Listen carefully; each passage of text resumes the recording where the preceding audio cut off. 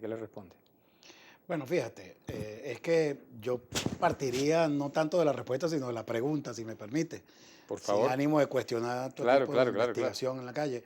Pero es que la renuncia del presidente no está planteada, la ha planteado la oposición para tratar de completar su esquema de posicionamiento de una matriz que han querido imponer desde siempre, porque efectivamente lo que corrobora que no hay ninguna posibilidad de retorno al poder por parte de la derecha por vía electoral en Venezuela, es la actuación que ella misma ha tenido, tratando de buscar una fractura del Estado antes que avanzar con una propuesta de alguna manera positiva en función del país, presentando algunas soluciones, algunas fórmulas para superar los problemas que la gente está padeciendo en este momento y que obviamente están haciéndole mucho daño al bienestar de los venezolanos, eso lo sabemos.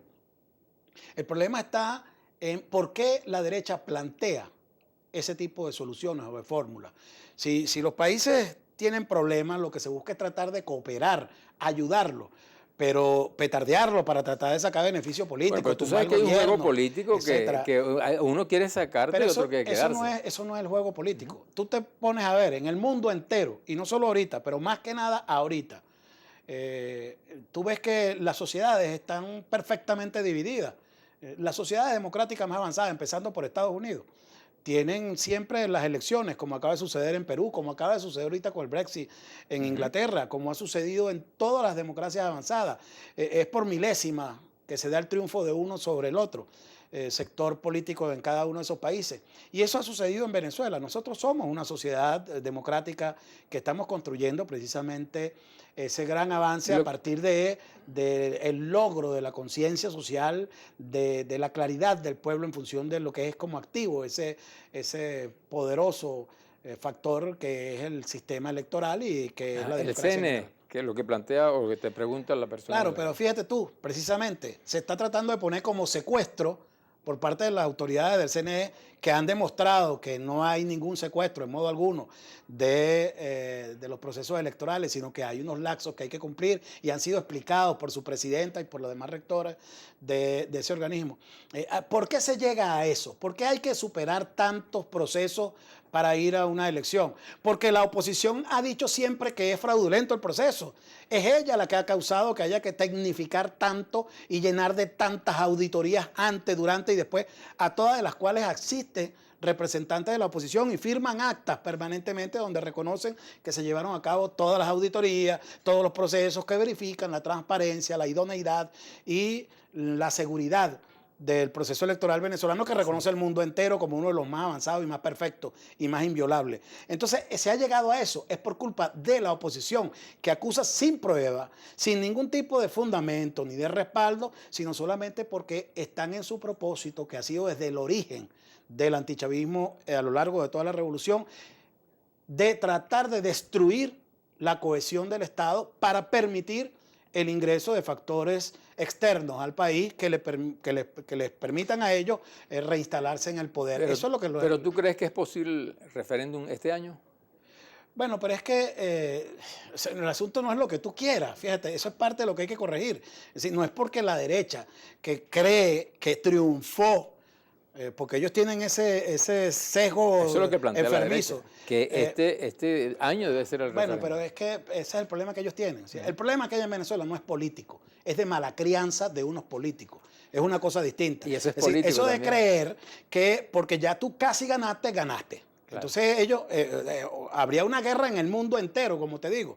Porque si eso lo hubiera aplicado ahorita Keiko Fujimori en Perú, y hubiera dicho, no, pero yo casi gané también, entonces ya yo soy la presidenta. Y si hubiera sucedido en el Brexit en Londres, y si hubiera sucedido en todas partes, en Argentina, Macri estuvo apenas unas milésimas por encima de Scioli. Entonces, si se hubiera dado esa situación que ha planteado aquí de manera irracional, completamente cavernícola la derecha en Venezuela, de que por unas milésimas, y para elegir no presidente, porque ellos para presidente nunca tuvieron vida. Ellos ganaron fue para la asamblea, que es una cosa completamente distinta. Y la gente aquí sabe votar. Aquí la gente sabe cuándo se vota para presidente y cuándo se vota para la asamblea. Pero estos han querido convertir el voto de la asamblea en el voto de casi ser presidente. Es una cosa disparatada por donde tú la mires. O sea, analízala con el lenguaje que tú Ahora, quieras ¿qué hacer, y es irracional Alberto, lo que ha qué planteado la hacer? derecha. ¿El diálogo sería un elemento importante en esto? Yo creo que no. Yo creo que el diálogo simplemente lo que busca a la larga es tratar de... Pero el presidente lo ha planteado. Sí, el presidente lo Y ha ha planteado. llamado al diálogo, ¿no? Sí, pero digo, lo que busca el diálogo que plantea el presidente es tratar de que entre en cordura, que Eso la sí. derecha debiera de poner una actitud golpista. Para eso es para lo que está convocado el diálogo. Para eso es para lo que ha llamado no solo el presidente, sino han llamado todo, digamos, la comunidad internacional, incluido el Vaticano, es en la búsqueda de que la oposición deponga esa actitud de mala crianza antes que de debate Sí, político. Alberto, pero hay una cantidad de problemas que son evidentes, pues es la escasez, hay personas que tienen carencias muy importantes en medicina. Bueno, no pudieran entonces llegarse a un acuerdo nacional para resolver esos problemas. Pero ¿cómo vas a llegar a un acuerdo si la escasez es la única posibilidad que ha encontrado la derecha nacional e internacional para tratar de derrocar a un gobierno legítimamente electo? Y ese es su activo. Es decir, el único momento en que la oposición ha visto un respirito más o menos ha sido con el voto bachaquero. Entonces ellos no van a ir a un diálogo, a decir, sí, vamos a deponer. Primero porque se demostraría ante el mundo lo que todos los venezolanos están viendo cada día con más claridad. La semana pasada solamente vimos a razón de un decomiso diario de cientos de toneladas, de miles de toneladas de alimentos que estaban escondidos, incluso pudriéndose, que es una cosa que te demuestra ya por dónde va, quién es el que va a ganar y quién es el que va a perder esta guerra, ¿no? Es decir, a ellos les está saliendo cada vez más caro esto de tratar de colocar al gobierno como culpable de algo que está ejerciendo es el poder del dinero y la derecha nacional e internacional tratando de quebrar la lealtad del venezolano al proyecto revolucionario. Entonces, lo que nosotros estamos viendo, esa cosa tan verdaderamente detestable, repugnante, de empresarios que esconden los alimentos que necesita la gente, esconden las medicinas, que aparecen vencidos después cuando las autoridades llegan y se producen los allanamientos estos que están dando con toda esta cantidad de alimentos escondidos. Ahí te das cuenta tú que el problema no es un problema por falta de una política del gobierno revolucionario, sino por una política aplicada desde la derecha, por un plan aplicado desde la derecha para tratar de hacer creer a la gente que el presidente Maduro es un incompetente o un ineficaz, que no produce alimentos en Venezuela, etcétera, cuando ha sido el sector privado el que se ha dedicado a importar desde hace más de 100 años, porque le ha resultado muy fácil, muy rentable eso de aprovecharse, saquear la renta petrolera para su propio beneficio. Hablando de la unidad, Alberto, ¿qué tan unido está ahorita la izquierda venezolana con relación a toda esta cantidad de problemas que están ocurriendo? Porque vemos muchas voces disidentes también, o por lo menos críticas. Sí, pero si me perdonas, aquí no ha habido un proceso de crítica sana. Aquí ha habido un proceso de anarquización que se ha dado siempre en los procesos de izquierda a lo largo de la historia, cuando hay la falta del líder fundamental que cohesiona a todos esos movimientos, como sucedió, por ejemplo, en Rusia, como sucedió en China, y como creemos que no va a pasar nunca en Cuba, por ejemplo, pero que siempre ha sido esa expectativa que ha habido, donde aparecen estas voces que yo te digo, se comportan como el tráfico, ¿no? Es como el tráfico. Tú ves que la mayoría de la gente que está en una cola no sabe por qué razón es la cola, pero empieza a especular sobre cuál será el factor. ¿Será que se cayó un motorizado? ¿Será que allá alguien obstruyó aquello? ¿Será que hay un carro accidentado?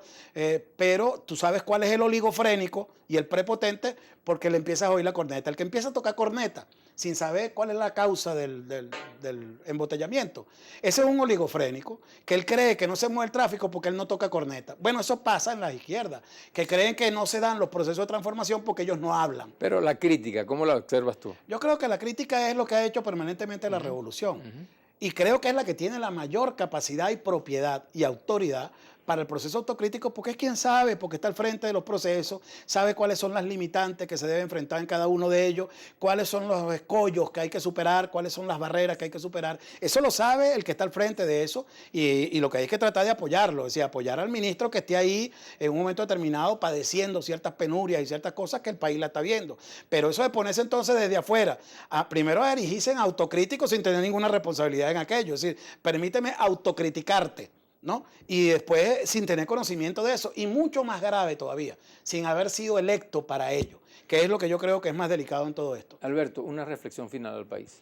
Bueno, la reflexión es la de que exactamente nosotros hagamos un esfuerzo, todas y todos los venezolanos, sin distingo político, por salir adelante en función de un proyecto de país, pero con honestidad. Es decir, un país que esté fundado sobre un claro criterio sobre lo que debe ser nuestro sentido de pertenencia real y de identidad, y no en función de lo que de manera acomodaticia aparezca en un momento determinado como proyecto de país. Es decir, yo no puedo creer, por ejemplo, en un proyecto de país de una derecha que se ha opuesto incluso hasta el término patria, que se burla de la idea de patria y de la noche a la mañana me dice que él quiere que se respete la Constitución contra la que él ha luchado 17 años. Entonces hay que buscar esa honestidad, esa sinceridad en el venezolano en función de un proyecto de país. Muchísimas gracias, Alberto. Gracias.